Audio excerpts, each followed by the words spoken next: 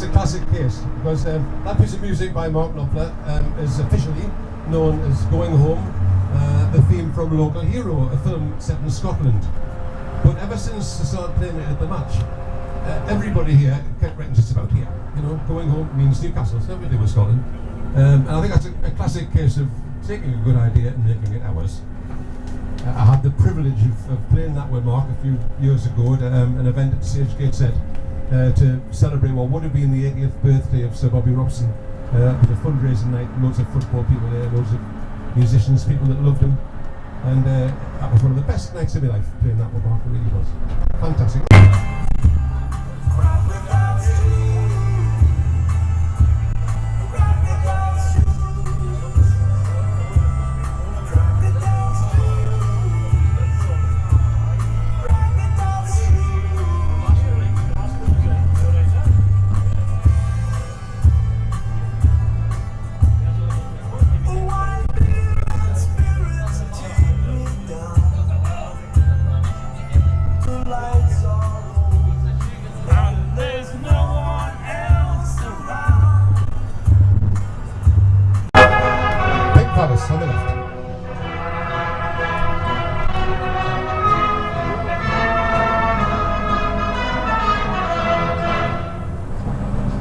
Geordie, lesson 1. A Geordie won't use one vowel when two do. Students call them diphthongs. Remember what you learnt at school? A, E, I, O, U. Geordie learnt it this way. E, A, U. For example, they are not a beer club. Those cigarettes are really rather good. The tables are clary. Please bring a cloth waiter. This table is awash with beer. Smashing beer, that. I enjoy the meal. See you again, killer. Would you repeat the order, waiter?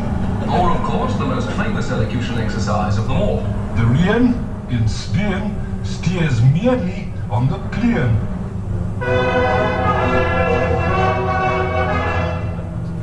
Instant Geordie, lesson 2. If you hear a Geordie asking for a short, he's probably not ordering a small whiskey. He's seeking a white poplin garment with a size 16 collar.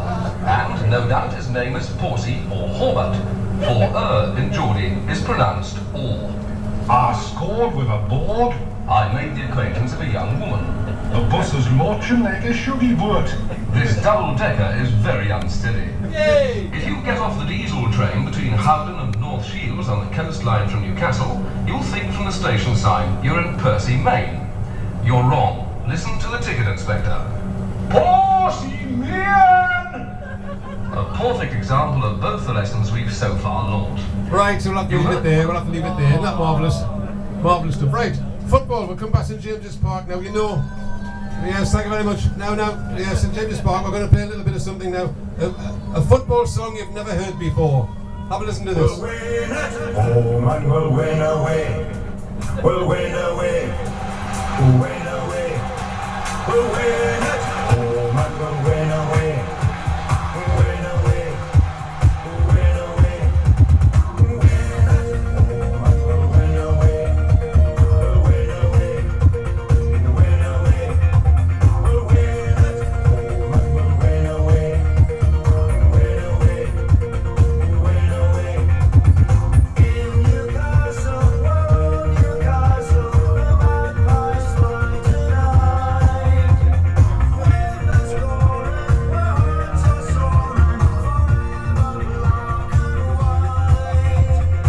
In the city, the mighty city, Newcastle play tonight. When they're winning, we'll all be singing.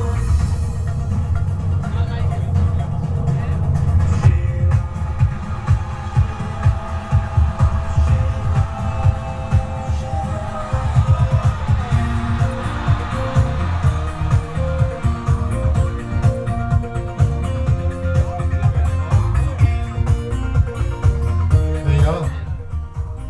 Don't say you don't get your money's worth on this tour. You've never heard that before, have you? Gallagher's just down there. Now, Gallagher was a great centre of entertainment and culture. There's a clue in the name. The public executions used to be just down the road there. And apparently they used to draw huge crowds. You couldn't get a ticket. It was fantastic. come and watch the people get topped down there. And apparently there was a great competition to get the franchise for the pies. If you could, you know, down there. Oh no. Right, we're heading round to the theatre area now, the theatre district, theatre quarter. For those of you who love going to the theatre, as you all look like the type of people who would, there's a new theatre in Newcastle, well, new premises, a place called Alphabetti Theatre, which is sort of taken over from what Live used to do. It's a very small, intimate place, only holds about 100, and they're putting on some fantastic stuff. So if you like seeing stuff that's new and challenging, and you like seeing performers at the beginning of their career when they're really hot and really, you know, frantic to make something of themselves, just try Alphabetti Theatre. It's along this road on St James Boulevard, just before you get to the Discovery Museum on the right-hand side. It's quite hard to spot, but we've got a new sign outside that's only been in that premises a while. Well worth it. Okie dokie, right. The traffic's light tonight, we're going to whip on. Right, listen to this piece of music, quickly. You get a quick clue.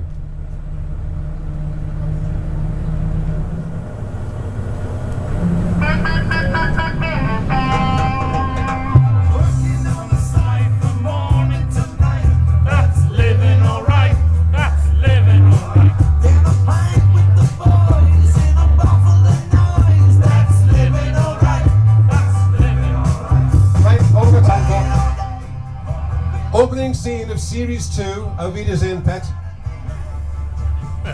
Tim Healy and Kevin Waitley pull up alongside each other in their cars at the traffic lights. Haven't seen each other for ages and decide they're going to go and work abroad again because I had an idea. I fed up with being at home, fancy going away. The traffic lights in question were these traffic lights. Just up to the left was where the two cars pulled alongside. The scene in the final scene in that episode, I think it lasted something like about 46 seconds, and the road was closed for 3 days whilst they did it. Right, we're heading down to the Ousburn. The Ousburn, a wonderful, wonderful area. Lots of history in the Ousburn, and loads of creative stuff going on there now. I've got to hold my hand up and take credit. The first creative people that ever moved in here was us. We had our office upstairs at the Tanner's Arms for about 15 years. Through the 80s and 90s. Right, now this is a bit oh shh. John's concentrating, getting around here. Well, John! Get in! Johnny boy! Right, all the way down here there are some recording studios, artist studios, photographers, theatre companies, all that sort of stuff has taken over this area down here now. It's absolutely brilliant. In fact, if you'd been a New York Dolls fan, you would have maybe seen them in the Tanners having a pint about 2 years ago, because they came and made an album in Blast Studios here on the right. New York Dolls in there, and that very where those reprobates are coming out. We're going to head further down. Well, no, now you'll be pleased to know, those of you that are struggling a little, that we're going to stop in a minute or two for our second stop. There are a couple of places you can go to. There's the Clooney Bar and there's the Ship, and they're both great, right? And Hey! Apparently I've just been corrected by Julie again. There's apparently another relay bar on the left here, down here. So, Julie, how long did we stop for? Back on the bus for 10 to 10, please, ladies and gents. As before, please make use of the facilities, because we can't stop on the last bit. Yeah, the Ship is a wonderful bar. And the Clooney, if you haven't know this wonderful, this brewery. Hang on. There's another piece of music. When you get off the bus, right? I'm going to give you the answer to this when you get back. When you get off the bus, have a little look around, but see if this music stirs up something in your memories.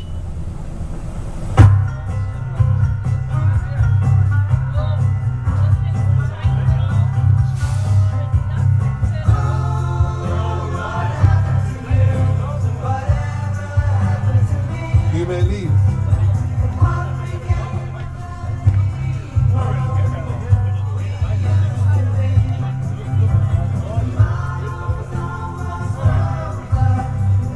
Listen to this before we go around the corner.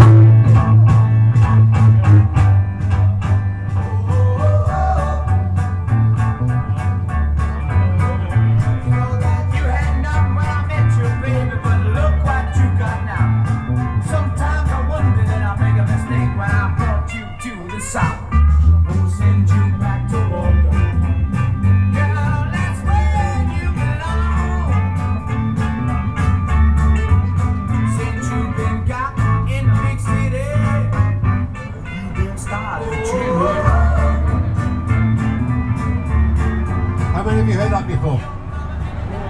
The Animals again, Send You Back to Walker. Now Hilton Valentine, there was a guitar player in the Animals, a very good one too. Before he was in the Animals, he was in a band called the Wildcats, who were the first ever rock and roll group in North Shields. And I know because I was there. I was only about 6, but I was there, right? And I would like now to have 3 cheers for the Wildcats because, ladies and gentlemen, I know it's hard to believe, 2 of the members of the Wildcats are downstairs on this bus tonight. Hip hip! Hip hip! Hip hip! We love the Wildcats. Well, you're marvelling at the views, isn't that fantastic? Isn't it beautiful? It's a beautiful city we live in. Anybody recognise that? The tube of course, right. We're going to pull up very briefly here. This is City Road. Oh, hang on, what we're done. Anybody not pay for their drinks? This very spot on City Road was over the road there on our right. That's where Tyne Idols television was for many, many years. Now it's student accommodation. That's the new economy, student accommodation. But Tyne Idols television was there, as was the Egypt College. On this side of the road was the Rose and Crown. The Egypt College and the Rose and Crown were known as Studios 6 and 7 respectively. So lots of stuff went on there. Now, the reason we're talking about the tube was that was the programme that rocketed Tyne Idols television into the big league. They'd already done really well with kids television programmes, things like Super Grand and the Machine Gunners. Brilliantly made stuff. There was so much talent in that town, in that place. But the tube, I'll give you a little brief history. Channel 4 was starting up. They wanted a live TV programme, a youth-oriented programme with lots of music and lots of youth stuff. But they wanted it at 5:30 on a Friday, well before the watershed. So that was a bit tricky. None of the other TV companies in the country wanted to do it. The wonderful Andrea Wanfor, who was managing director over the road, said, "We'll do it. We've got the talent. We can do it." And everybody else in the country laughed at her. They said, "Nobody in the music business is going to come to Newcastle to be on a live television programme. Not a chance." How wrong they were. How wrong they were. Every Friday night at 5:30, people used to rush home, get their telly on to watch it. If you'd walked into the Rose and Crown, which was there, or the Egypt Cottage on a Thursday night when they did the rehearsals, right? You could walk into the bar and you might find Bono playing darts, or you might find Tina Turner sitting on somebody's knee having a bit of crack at the bar. Because they all came. Everybody came. Everybody from Prince to Paul McCartney to everybody that was in business, the music business, came up, and it turned into a fantastically successful program. It was a trend-setting program, and it wasn't just the music; it was also the comedy. Because people like Stephen Fry and Dawn French and Vic and Bob, all those people, they all made their TV debuts on the tube. And it was all because of the expertise and the talent and the bravery of the people at Tyne Idols television. Now in those days, Tyne Idols television employed 600 people in that building. Now, it's a crossing Gateshead beside the Metro Centre. They've got 24 people and all they do is the news and the weather. What a shame, the way this world is going. Anyway, it also made stars of Jules Holland and Paul Yates.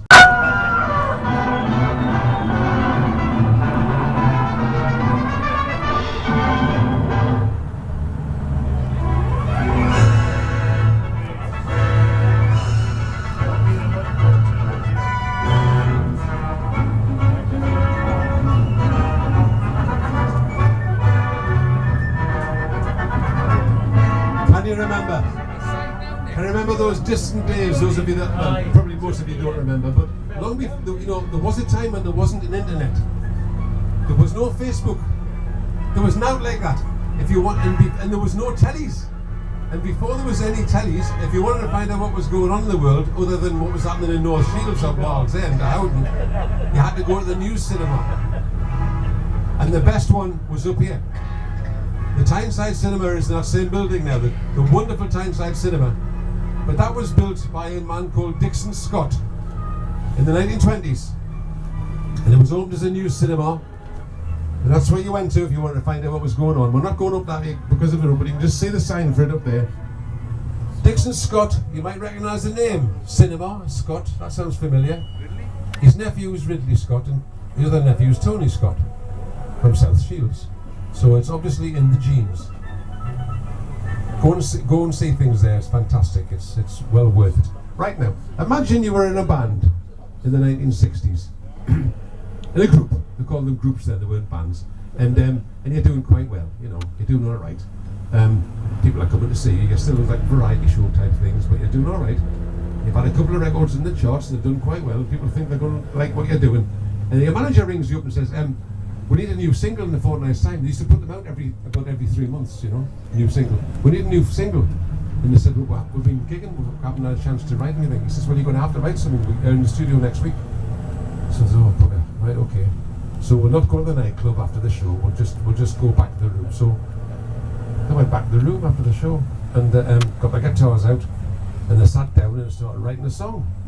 And I thought it was canny, you know. It didn't take them long, you know. I mean, usually wrote their songs fairly quickly, but they wrote it in probably about an hour. And there was no tape recorders then, not portable, you know, so they just had to remember it in their heads, and they went down the following week. Well, and recorded it, and it was quite successful. Well, the place this band were touring they were in Newcastle, and the hotel they were in was called the Royal Turk's Head, down there on the right. And the song that they wrote that night, and that came out a few weeks later, was this one.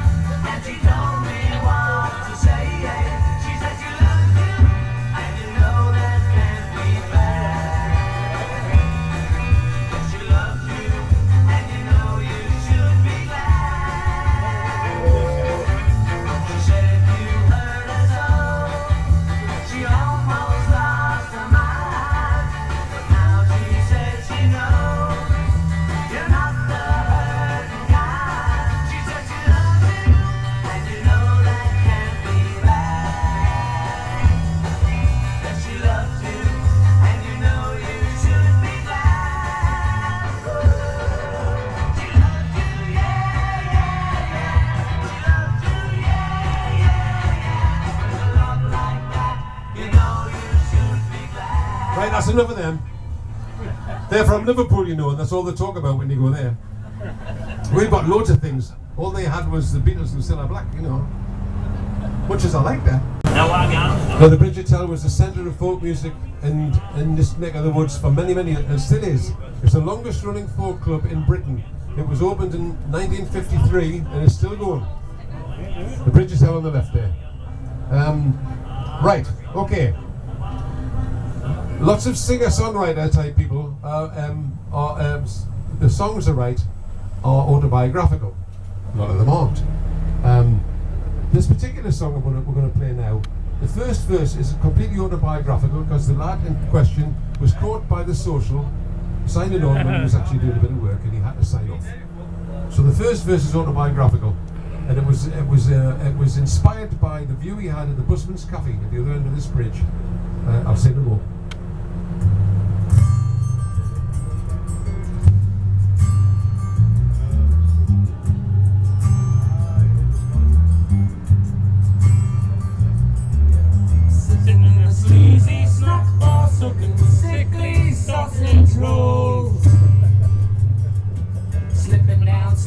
Slipping down sideways, think I'll sign off the door.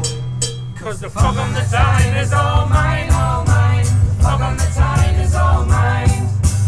Fog on the Tyne is all mine, all mine. Fog on the Tyne is all mine. Right, that's the bit that's true, right? The rest's all made up. But as we go past the other end of the bridge, I shall point out the premises where the sleazy snack bar was. It's a taxi office now, but it used to be a sleazy snack bar. You want to take two of your friends, and the fog on the Tyne is all mine, all mine. Fog on the Tyne. There you go, taxi office on the left. Fog on the Tyne is all mine, all mine. That was the sleazy snack bar, just in there.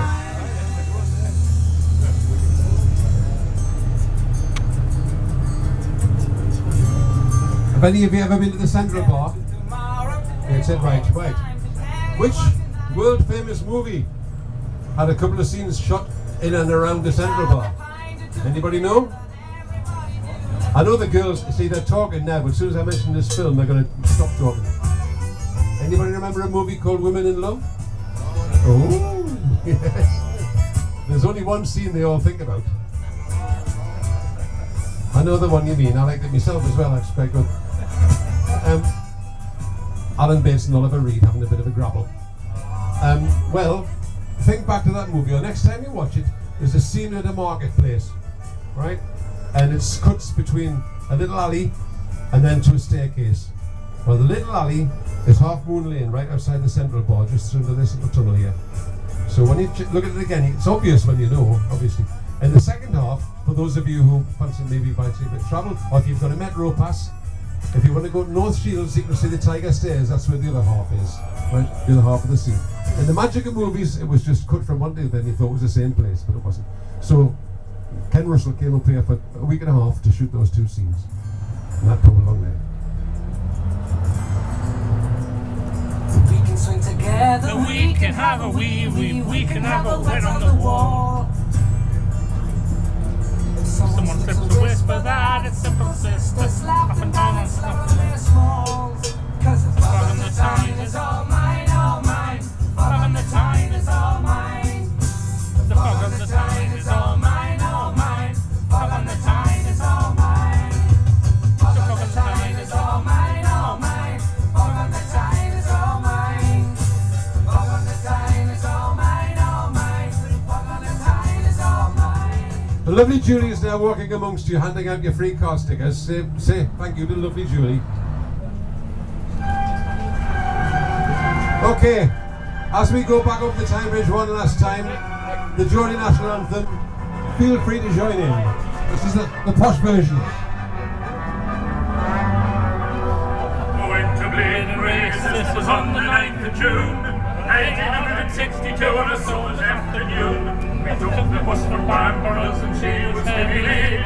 Away we went along Collingwood Street, that's on the road to Blaine. Oh, the lads, you should have seen us standing, watching the boats along the road, just as they were standing. I was smiling faces, running along the Scotland road, singing maiden races. We flew past Armstrong factory, up to the Robin in there. Just gone and get to the railway bridge, it must be from up there.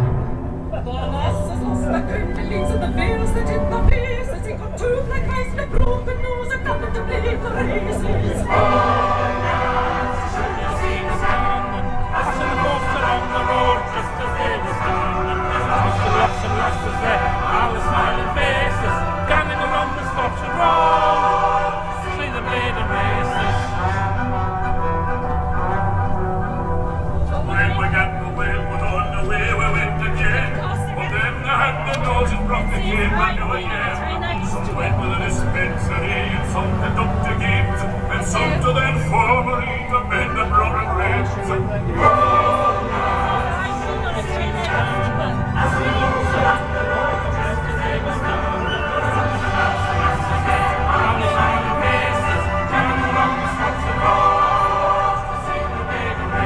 I'll tell you something about this song you might not realise. In those days, the performers, they weren't highly paid.